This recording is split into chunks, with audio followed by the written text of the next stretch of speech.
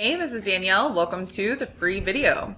So today I'm going to be talking about Cloudflare. This is a company that I like quite a bit. I do have quite a bit of shares in this one as well. But the reason why I'm talking about it right now is because I'm looking at it for a run into earnings. Now, I did get in already. I did note at that time, it was a little bit high for the entry. And now it's pulling back a little bit, which is going to give us another spot for a better entry to add some shares or to add an additional trade.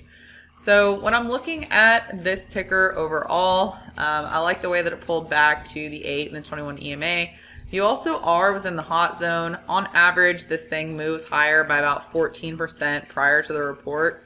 Previously, it had moved from about 72 to about 79, so I do think that there is still a little bit of juice left in this.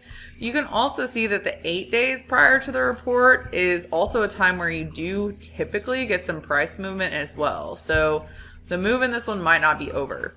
So with the ticker overall, I'm seeing that the report is going to be on the 6th. And that is going to give us really, when you have 1, 2, almost 3 weeks for this to trade higher. So with my initial entry, definitely not going to get out right now. Looking for some more entries.